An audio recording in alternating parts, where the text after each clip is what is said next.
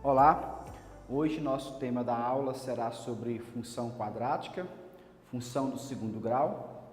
Vamos iniciar nossa aula relembrando alguns conceitos básicos da função do segundo grau, tal como a própria forma canônica dessa equação. Como nós estamos falando sobre funções, nós temos que relacionar a nossa função f de x, que é a função relacionada com y, em que nós teremos ax mais bx mais c, aonde o meu ax ele está elevado ao quadrado, por isso que ela se torna uma equação do segundo grau. A partir desta equação do segundo grau aqui, nós podemos definir algumas propriedades que são distintas para as equações do segundo grau. Uma das primeiras propriedades que a gente descobrir é que toda equação ela vai ter um termo que representa um valor para A, um termo que representa um valor para B e um termo que representa um valor para C. Identificando esses termos aleatoriamente um a cada um, a gente consegue depois resolver essa equação e calcular suas raízes também.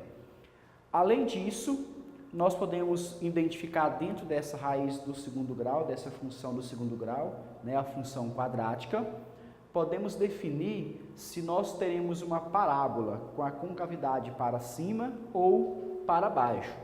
Quem vai determinar essa parábola, essa concavidade dela, é o termo ax ao quadrado. Se o meu a ele for um termo em que ele é maior que zero, eu tenho a parábola voltada para cima. Se o meu a for menor que zero, eu tenho a parábola voltada para baixo. Como nós temos o exemplo colocado para nós aí, nós temos aí uma parábola que ela está voltada para cima, outra voltada para baixo, que representa justamente esse a maior que zero e esse a menor que zero. A partir daí que nós definimos a parábola, a concavidade dessa parábola, nós podemos calcular suas raízes. O que são raízes? Se a nossa equação do segundo grau tem uma parábola voltada para cima ou voltada para baixo, nós podemos calcular utilizando a famosa fórmula de Bhaskara, que nada mais é do que menos b mais ou menos a raiz do discriminante, que a gente chama de delta, sobre 2 que multiplica a. Esse discriminante aqui, ele pode ser calculado separado e depois ele pode ser incorporado na nossa equação. A formulazinha é b ao quadrado menos 4 que multiplica a, que multiplica c. Então, a gente calcula primeiro o nosso discriminante, é esse cara aqui que vai discriminar as raízes da minha equação. Eu tendo esses dois elementos aqui, eu consigo calcular se ela tem uma ou duas raízes. Logo após nós passarmos pelas raízes, é possível também calcular o vértice da parábola. O que é o vértice? A minha parábola aqui, quando ela é voltada para cima, eu tenho um vértice aqui que a gente chama de ponto máximo ou ponto mínimo. Vai depender do vértice dessa parábola aqui. As fórmulas que nós iremos utilizar para calcular o vértice da parábola é da seguinte situação. Nós temos o famoso x vértice e um y vértice. O nosso x vértice ele vai me dar uma coordenada no eixo x e o y vértice ele vai me dar uma coordenada no eixo y. Então, aqui nós temos menos b sobre 2a, que é a nossa primeira coordenada do vértice, que é o valor para x, e para y nós temos menos o discriminante, que é o delta, sobre 4a.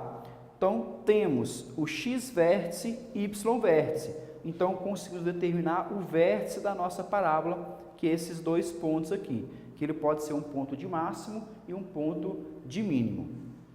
A partir dessas equações aqui que nós temos, nós conseguimos definir várias situações das raízes da nossa equação.